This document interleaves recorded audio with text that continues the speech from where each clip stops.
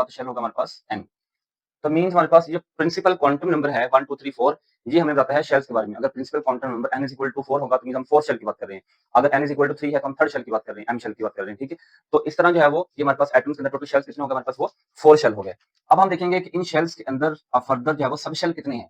देखिए शेल के बाद सब शेल्स का होना ये पता होना लाजमी है। जैसे शेल 4 है, सब शेल भी ऐसे 4 होते हैं, s p d और f। ऐसा कंसेप्ट ये समझ लें कि किसी भी शेल के अंदर अगर हमने चेक करना हो सब शेल कितनी है तो देखिए शेल का नंबर कौन सा है।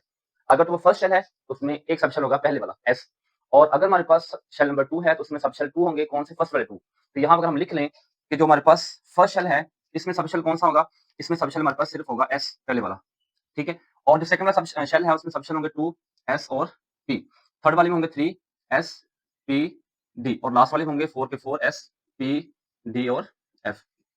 तो मीन्स हमने दो चीज सीखी अभी कि टोटल शेल कितनी है, 4 हैं, 1 2 3 4 को रिप्रेजेंट करेंगे तो k l m और n, और में सब शेल कितने होते हैं, जो शेल नंबर हो उसमें उतने सब शेल होते हैं, और सब शेल टोटल 4 हैं, s p d और f। तो जब हम स्टार से काउंट करते हैं ना तो हम उनको, अगर फर्स्ट शेल है तो हम फर्स्ट वाला सब शेल रखेंगे उसमें, अगर सेकंड शेल है तो हम फर्स्ट वाले 2 उसमें रखेंगे, अगर थर्ड शेल है तो उसमें फर्स्ट वाले हम 3 रखेंगे सब शेल, तो फोर्थ शेल है तो उसमें सारे सब शेल आएंगे। जैसे यहाँ मैंने फर्स्ट शेल में फर्स्ट सब शेल आया s, सेकंड शेल में फर्स्ट वाले 2 सब शेल आया s और p, थर्ड शेल में हमारे पास स्टार्टिंग में 3 और ये हमारे पास आ गए, ठीक है।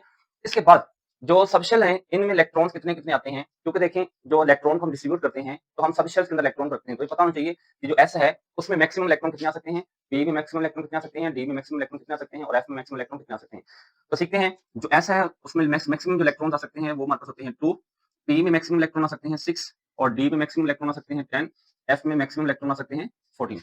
इन चीजों को मिक्स नहीं करना, सेपरेट ही रखना है। पहले हमने शेल सीखे, फिर उसमें सब शेल सीखे, और फिर अभी हमने क्या सीखा है कि जो सब शेल हैं उनके अंदर इलेक्ट्रॉन कितने कितने आ सकते हैं। इन नंबर्स का मतलब ये है कि इनके अंदर मैक्सिमम हम इतने इलेक्ट्रॉन रख सकते हैं, इससे कम भी रख सकते हैं लेकिन इस एक्स्ट्रा नहीं रख सकते। जैसे एस में 1 इलेक्ट्रॉन आ सकता है लेकिन 3 नहीं आ सकते, पी में 1 से लेके 6 तक इलेक्ट्रॉन आ सकते हैं लेकिन 7 इलेक्ट्रॉन में नहीं आ सकते, ऐसे इसमें और ऐसे ही इसमें, ठीक है।